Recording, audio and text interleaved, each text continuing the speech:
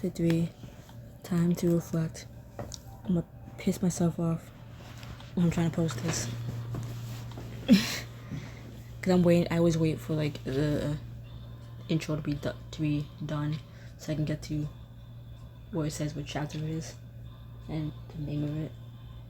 Like, hurry up, motherfucker. And I just lingered on that screen just to quietly whisper the elements. I'm trying to post in this, like, I just want to see the name of the chapter. Please, hurry up. I'm over here sitting here like, fire, water, wood. About a week after the fire challenge, you and Atlas are once again summoned by contingency, this time to Dean Swan's office. I'm sorry, too. I tried to tell them you were in class, but they wouldn't listen. I take that it is time for the next challenge then. Indeed, your second challenge represents the element of water. So, do we have to fill a glass with the true essence of water or something? No. This challenge be about displaying your control over your emotions. Control our emotions? It should be easy. After everything I've been through since discovering magic, I've gotten pretty good at keeping a level head. 2 days ago, you nearly cried when you saw an old man sitting alone at the coffee shop. No one can control emotions when it comes to sad old people. But see, how exactly are you going to test that? That is a surprise. It wouldn't be much of a challenge to control your emotions if you knew exactly what to expect. But I will still give you a day to make any necessary preparations. I'll meet you both in the Hall of Mirrors at this exact time tomorrow. With that, continuously starts to glow, then shrinks back down into a crystal, sitting on the edge of Dean Swan's desk. They gave us a day to prepare, but how exactly are we supposed to prepare to control emotions? I always found some meditation helpful when it comes to managing my own emotions. Like the kind we do in my sunlight classes. Exactly like that. I always meditate in the afternoon. You and Alex are welcome to join me today. It should help you center yourselves before tomorrow's challenge. I'm not sure that's necessary.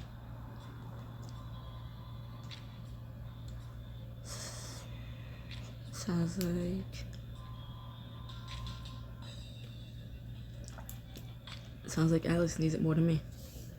That's all. I got a lot more experience doing meditation than he does. You can't seriously be claiming you're better at meditation than me. Alex, I haven't seen you meditate once. That doesn't mean I'm not good at it. Well, then, you won't mind proving it later today, will you? Hang on. I never agreed to... Excellent. I'll see you both then. And before Alex can protest further, you steer him out of the room. That afternoon, you and Alex arrive at the Sunlight classroom to find Dean Swan waiting for you, along with another familiar face. Zeph, what are you doing here? The Dean invited me. She thought I might be able to give you both some advice on your next challenge. I figure since Zeph here is a water rat, and they're known for having great emotional regulation, they might be of some help. We're not supposed to have help, not when the whole point of this competition is to measure our abilities. It was bad enough that you were going to meditate with us, Evelyn, but now Zeph is involved too. I should just go prepare my own, like I was originally planning to. At least all I'm doing is giving you what's my name? Giving you and Elijah advice. Whether you take that advice or you find it useful, that's up to you. So ultimately, it will still be your skills that this challenge is measuring.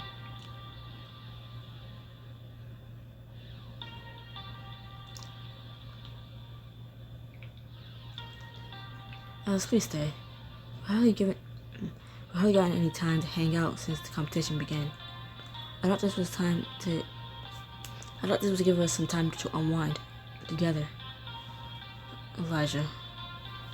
Alice frowns for a moment, then schools expression something more neutral as he turns away. Fine. I'll stick around and see what you both have to say. Woo!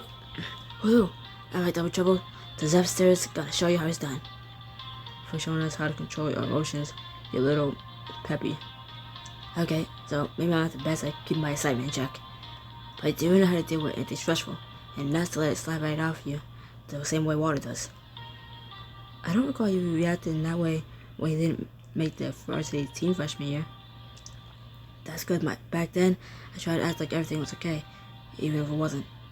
And trust me, this is a lot better for you. Yeah, let me show you. Alex, he made the biggest gust of wind you can conjure. He asked for it. Dwayne howls through the room as Alex raises his hands, nearly bowling Zeph over in the process. Ah, my hair's a mess. I'm so proud of how I look today. Zeph makes a show, stopping and taking a deep breath. That's alright. It's just hair. Not the end of the world. I'm not sure having a bad hair day qualifies as being stressful. Shreya will beg to differ.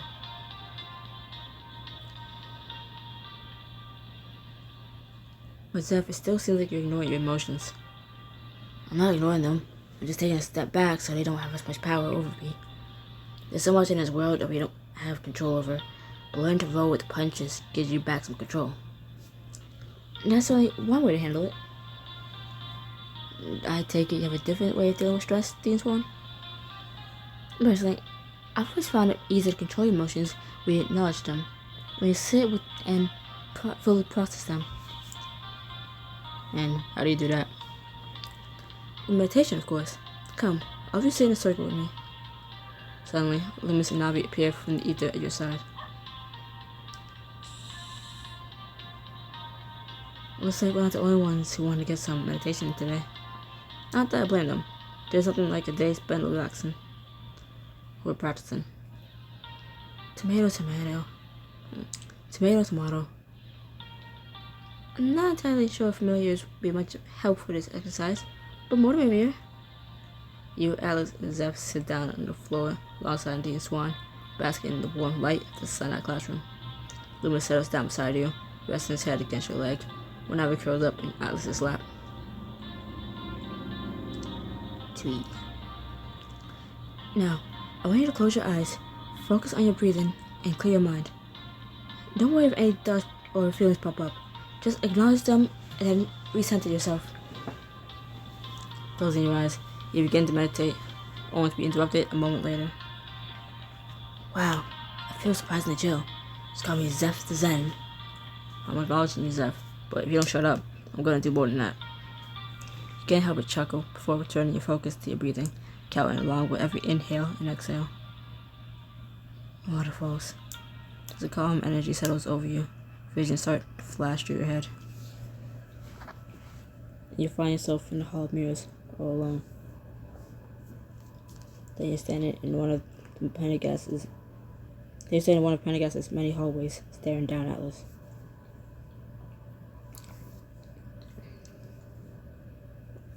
Why does he look so angry? Then you're back. Then you're in the foyer of the main building. Baggett standing across from you, breathing in pain. Elijah. You gasp as the vision fades. Your eyes fly open. And Loomis startles at your side. Elijah, is everything alright? My presence. Fuck. No, I did not go to Google to ask how to pronounce it. My Parisians. I saw the hall of mirrors, and Baggett was there too. Enough. I won't hear anymore. I was supposed to go into this challenge blind, and I'm going to respect that if you won't. Before you can say another word, Alex moves Navi out of his lap, gets to his feet, and marches out of the room.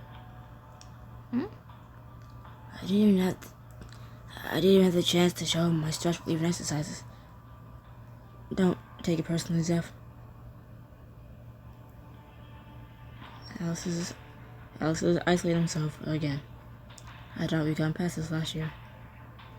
Trauma doesn't always heal in a linear fashion, Elijah. There will always be bumps along the way. I'll take Navi and go talk to him. Make sure he's okay. You two stay here and keep practicing. Dean Swan scoots Navi into her arms and bustles out of the sunlight classroom. You let out a sigh and lean back on your hands. I guess we should get back to meditating. No offense to the Dean, but I'm not sure meditation is going to be much help in this challenge. I mean, I doubt you were able to meditate during it. What you need is something to give you a defensive edge, something to keep you from getting hurt. And you already have something in mind, don't you? Well, I did recently teach myself I can draw a spiked ice armor for Thief games. It won't be control your emotions, but it will protect you and hurt anyone trying to hurt you at the same time. I can teach you if you want, even if it doesn't come in handy tomorrow. I'm sure it will in the future. Learn the ice armor spell from Zeph to add it to your spellbook and gain a powerful means of defense. Zeph, tell me what to do.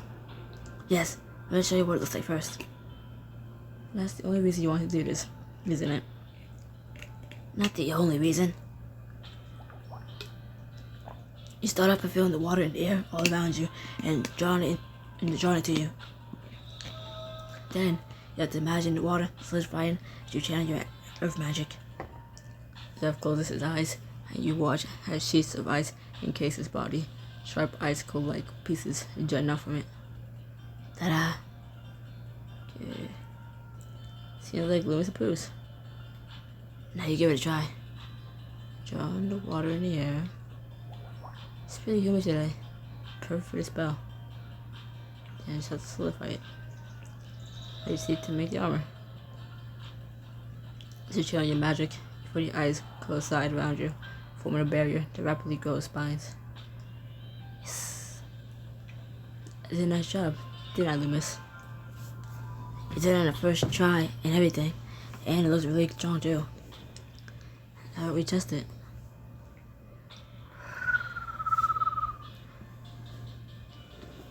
Why don't you try to throw a boulder at me? One boulder coming right up. Zeph stomps his foot on the ground, and the jungle floor lifts up and goes flying right at you.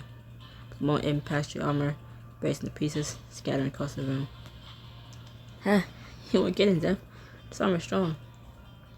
I can't believe it actually broke that boulder apart. You didn't know that would happen, but you still drew it at me? You're the one who asked me to.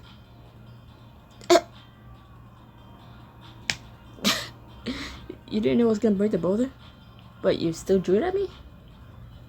You asked me to. Days will teach me this, Zeph. Days will teach me this, Zeph. I feel a lot better about tomorrow's challenge. Hey, just happy I got to teach you something for once. Now, how about we get back to meditating before the dean gets back? Sounds like a plan. Yes. Next day, you and Alex meet up outside the Hall of Mirrors, just as continuously instructed you to. I wonder if C plans to take us somewhere else for this challenge. Though that doesn't really make sense, given what I saw in my presence yesterday. Alex glares at you from the corner of his eye. The sooner we go inside, the sooner we'll find out. You and Alex push open the door and step inside, only to find the room empty. That's weird. This is where C told us to meet them, isn't it? But when you turn to talk to Atlas, you find he's no longer standing up beside you. What's that? Spin around, trying to spot where you went, but before the panic can build, force yourself to stop and take a deep breath. I bet this is part of the challenge. If it is, I have to stay calm. But your stomach drops as you hear a terrifying growl, turn to see a dark shape, pulling itself out of one of the mirrors. No, it's not possible.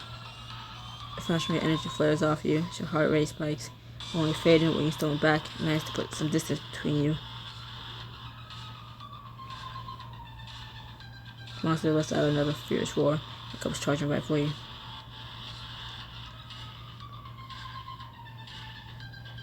Just need a little protection.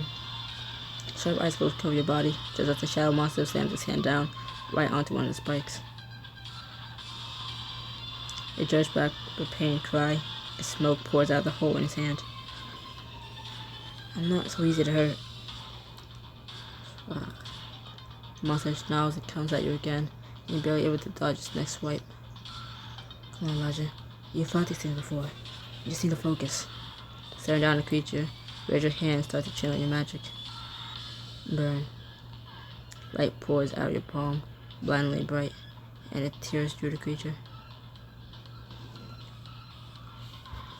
Beside a pain shriek as his body dissolves until there's nothing of it left. Okay, now that's taken care of. Let's see if I can find Atlas. But when you step back out of the hot mirrors, you find more monsters tearing through the building, terrorizing students. I don't understand. How did all these monsters get onto campus? Did something happen to the woods? Get away from me! Oh. Two of the massive beasts strike at Haley. One of them catches her in the back and knocks her to the ground. This can't be real. It just can't be. And I can prove it. I'll do this though.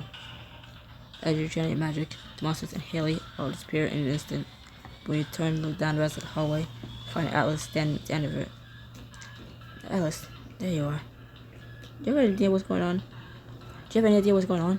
I think these monsters are supposed to be part of the challenge, but shut up. What? Why are you? You're the reason for every bad thing that's ever happened to me. I should have just left you at that tuneless school. Then my problem should be solved. Your word strikes like a blow, and Alice's face twists with fury as he continues. If it wasn't for you, my foster parents would still be alive. If it wasn't for you, I wouldn't have gotten trapped in the mirror dimension. If it wasn't for you, Kay never would have been able to hurt Gemma, Alma, and the wooden nymph groove. I wish you'd never been born. Then our dad never would have died, and he, Mom, and I would all be living happily together. Let's talk about this. I don't know why you're so angry all of a sudden, but we're supposed to be controlling our emotions for this challenge. So take a moment to calm down, okay? How typical of you to expect everyone to obey you like you're some kind of god. I know you're trying to get a rise out of me, and it's not gonna work. I only just told you this instead. No, I'm done talking. Alice turns and takes off, disappearing around the corner, and you immediately give chase. Alice, wait. As you burst into the foyer, Alice is nowhere to be seen. Instead, you find Beckett there, turned to you with a smile. Elijah, what are you off to in such a hurry? I'm trying to find Alice. Did you see him come this way? I didn't, but if you're looking for him, I'd be more than happy to accompany you. Please, I don't know what's going on with him, but something is clearly wrong. Your magic suddenly flares, more powerful than before, and the energy draws back out into the wall. He falls to his knees, barely catching himself, and his eyes are full of hurt as he looks up at you. Elijah, why? I didn't mean to. Then a wave of magic ripples off you and tears into Beckett, spattering blood across the floor. Beckett clutches his stomach, where it's been torn open, the gray fabric of his shirt rapidly staining crimson. Okay, just focus on me. I know it hurts, and I'm sorry. We can't afford to panic right now, so just keep looking at me. Beckett slowly nods and meets your gaze, and to your relief, your magic doesn't flare again. There we go. Just like that. I'm not certain I can handle much more. His voice is weak, barely a whisper, and you drop down beside him, placing your hands over his to try and stem the bleeding. Stare at me, Beckett. Stare at me. But the blood seeps through your fingers, and you can't seem to summon the magic. You need to stop it. Then suddenly, Beckett vanishes, and you're left kneeling in front of the thing to see. What just happened? You completed the water challenge. A wave of nausea washes over you. You know blood no longer stains your hands, and as you stagger to your feet, see Atlas stand nearby. Then, it's over. Cut. The challenge is now finished. Alice lets out a shaky breath. Well, while other than that, he appears calm. You notice the way his hands tremble by his side. Congratulations, Elijah. You're best able to control your emotions and are therefore the winner of today's challenge. Looks like all that meditation yesterday paid off. Yeah, looks like it did. You have now successfully finished the first 2 8 challenges. I'll contact you again when it's time for the next one. With that, continuously turns and floats down one of the nearby halls. I guess we should go get some dinner then. Yeah, I'm not very hungry, but it shows off, and the two of you walk in silence to the dining hall. You find your friends sitting and talking at one of the tables, but they stop when you join them. Alice, you look troubled. Did something happen during the challenge? What even was it anyway? It wasn't what I expected. Sea made us see things that were designed to upset us. A shadow monster attacked me. Atlas said some horrible things. Then Beckett got hurt because my magic was out of control. It was cruel. It's like Sea went digging around my subconscious to find whatever would hurt the most and drew that at me. That sounds awful. I can't even imagine. I'm so sorry you have to go through that. You think I wanted to see you cut up and bleeding in front of me? I couldn't do nothing about it. You think I wanted to see that? Hold me. Oh my god, hold me, please. Anyways, he reaches over and takes your hand, intertwining your fingers. I'm unsure if there's anything I can do to help, but please, tell me if there is. I hate to see you suffering like this. Thanks, Beckett. I think I just need some time and someone to stay at my side. I want to get that concept a piece of my mind. What about you, Atlas? Guessing you didn't see the same thing as Elijah. I didn't. Alice's expression falls. I saw it. Elijah getting hurt, and I couldn't stop it. I'm right here. Everything's okay. None of it was real. I never got hurt, so you never feel to stop me from getting hurt. That doesn't mean I can just forget what I saw.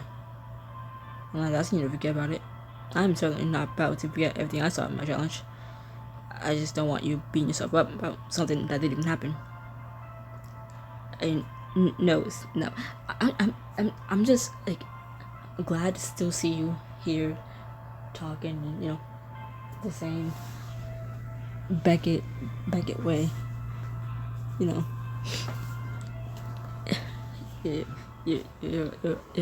uptight, hard to be carefree. Boy, I'm glad you're still here. Because, what I saw, I basically saw you dying in front of me. I can't. I thought I lost you. I thought I was losing you back. Your blood on my hands, it was so real. It felt so real. And then continuously just popped out of nowhere, like, where's Becky? There's Becky. Oh, it's my imagination. It's not real. Oh my god. She did this. They did this. I don't know. They're so evil. They made me see that. They made me go through that. I'm just glad that you're standing right here talking to me. Holding my hand. Please don't let go. Please don't let go. Becky, please don't let go. Anyways, I know it's not much, but I did manage to learn a bit more about the competition. Perhaps hearing about that will help. I think that's going to depend on what you find, Beckett. Well, the challenges have obviously varied between competitions, but there have been some repeats. For example, almost all of the previous competitions featured a challenge that required participants to invent their own spell. See, but that sounds fun, and today was definitely enough fun. Did you find anything on what we might expect in the more grueling challenges? No, just speculation that the number of challenges is a challenge in itself, to see how candidates can psychologically handle the pressure. I thought this was meant to cheer Elijah and Alice up, not make them feel worse. Griffin suddenly gets to his feet, clapping both of his hands down on the table. I think what we need is to get off campus for a while, to forget about this competition and do something fun. Yes, my mother has always said that after a time of clouds, one must turn and face the sun. The sporting goods store just opened up a new night trail for hiking. We can check it out. We build a fire and roast some magic marshmallows. I don't want to do no hiking or anything sport related. Let me guess. Magic marshmallows are just a ton version of marshmallows. Bingo. That does sound like it'd be a pretty nice day. That does sound like it'd be pretty nice as a day we had. What do you say, Elijah? You up for it? Go on a night hike with all of your friends to unwind from the day's stress and get some romantic time alone Beckett, yes. I get some Beckett time, yes. I needed Beckett come here. My god. I thought I was losing you. Like you, how do I put this gently? I'm very emotional today. You don't know what the fuck I saw. I basically saw you dying, Beckett. Okay. I'm going through a lot. Okay, and I don't need to hear it from you. Otherwise, I'm gonna wish that what I saw with you on the floor, covered in it, pool your own blood on my hands. I'm gonna wish that was true. Wait, what? I'm kidding. Just, be a little sensitive to me right now. Please. It sounds like exactly what I need right now. Damn, what are we waiting for? I don't want to go though. Griffin leads the rest of European Square into the sporting goods store. I don't want to be here. The aisles eventually open up to a beautiful outdoor space that looks out over a thick forest and the water beyond. Here we are. Wow. The place is so peaceful. The sound of the waves lapping to the shore, smell of the trees. I fall asleep right here. I know just what you mean, Elijah. I love my dorm, but I always find it easy to fall asleep back home at the Grove. I fear staying the night out here would risk exposure. But the quiet is nice. I can see myself coming here to enjoy a good book or some yoga. Yeah, the view is nice and all. Bell Promise, magic malls. I don't see you doing anything to get a fire started. Zeph flashed her a big smile as she pinches the bridge for her nose. Look, seems like you got to do things around here. Alice, might get around. On it. Trey and Alice get a fire going, and all of you gather around it as Griffin pulls out a bag of magic mallows, which Zeph immediately snatches. There they are. Best part of every childhood camping trip. Hang on. I remember at the end of our first year, Beckett said he never had a magic... I remember at the end of last... Can you read? One more time, from the top. Hang on. I remember at the end of our first year, Beckett said he never had a marshmallow before, but magic mallows are a thing. For Beckett, I never had a magic mallow either. And that's probably just because you have a more refined palate. You mean snobby. Zeph starts to pass the bag of magic mallows around the circle, and Nasta pokes her curiously. It's squishy. It reminds me of a caterpillar just before it goes to chrysalis. Let's talk about the food. We're about to eat the bugs, please. When the bag finally reaches you, you got a magic mallow. You quickly skewer it with a stick. It looks just like a regular marshmallow. But unlike regular marshmallows, these ones have a different magical effect depending on how long you roast them. What kind of effects? You gotta try one to find out. You stick your magic mallow right into the middle of the fire, where it immediately catches. Elijah, your magic mallow's on fire. That's just how I like them. Build a fire out and pop the charred magic mallow into your mouth. Burnt charcoal taste completing. The burnt charcoal taste complement the sweetness perfectly. I don't know how you burn it so badly. Just literally smoke coming out your mouth. You don't see a small cloud of black forming every time you breathe out. I think that might be the magical effect. With a deep breath, you watch. Fuck you, I cannot read. With a deep breath, you blow into the air and watch as the smoke turns into the shape of a sailing pirate ship. You continue to pass around the bag of magic mallows, taking turns roasting them as Zach spreads his arms wide. Okay, so I know it's traditional to tell scary stories around a campfire, but I think we all had enough scary for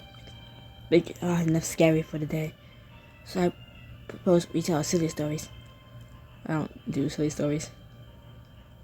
Neither does Beckett. I can guarantee. Well, I do. And I can say that Atlas almost blasted a nest full of baby bunnies when we were on a hike with Mom last summer. Why'd you do that? He heard rustling in the grass and out there a creature about to attack us. Ah, yes, nothing more dreading than a bunny. Bunnies can be very dreading. All books literally have drawings of them beheading people. What about you, Zeph? You want to post this, so what silly stories do you have? I don't know how I could pick one. I don't know how I could just pick one. Though I guess the imaginary band I was in when I was 5 is pretty silly. That reminds me of the butterfly infestation. That reminds me of the butterfly infestation I had when I was still a sapling. I'm sure that neither of those has anything other disastrous vacation to the Maldives with my family 5 years ago. Gotta hear more about Zeph's imaginary band. It's pretty much what you expect. I was a front man for a rock band called Zeph and the Zephsters. Very original. I didn't realize you could play an instrument, Zeph. I can't, but when I was a kid, I was convinced I'd be a master saxter as soon as I picked one up. Is that saxophone combined with a guitar? Indeed, notoriously difficult to master a tuned instrument, as it requires excellent breath control and coordination. My brother finally brought me one for my birthday, and Zeph and the Zephsters put on their first performance. I take it that didn't go very well. It was awful. There were no real drums, my imaginary friend Jeremy wasn't real, and my sax guitar was seriously out of tune. It sounded like 2 cars crashing in slow motion, and I gave up my dreams of musical glory that day. Someone trades more stories, you feel a hand slip into yours, and turn to see Beckett. With your friends too distracted, he leads you away from the fire and back into the woods. You couldn't wait any longer to get me alone, I see. Forgive me. I want to make sure you were... I can't read. Forgive me, but I want to look you over and make sure you were okay. His eyes trail over you, and concern bleeds into his gaze as he takes your face between both of his hands. Your experiences today sounded harrowing. Turn your head so you can place a tender kiss to his palm, the light and the blush that spreads across his cheeks. Honestly, after what I saw today, I want to make sure you're okay. I am open to your inspection. He spreads his arms out so you can look him over. Your gaze lingers on his stomach, where you saw it torn open in the challenge before it turned to his face. Well, what's the verdict? You're just as cute as you always are. His cheeks flush an even deeper red, and you grin. And even more so now. The corner of his eyes crinkle with amusement, only to soften as he takes both your hands in his. Tell me, Elijah, is there anything else I can do to help you feel more at ease?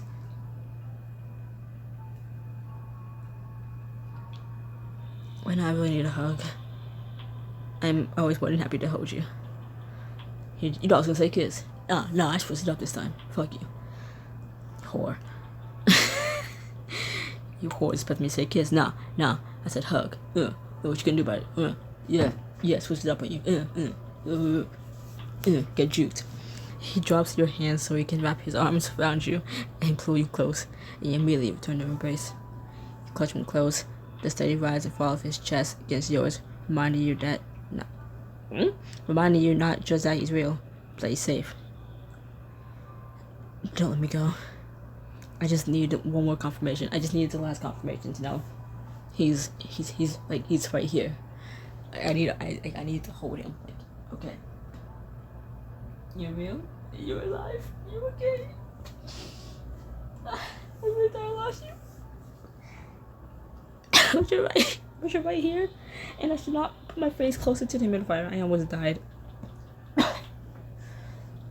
It just went into every hole on my face, and I almost choked on that. Okay.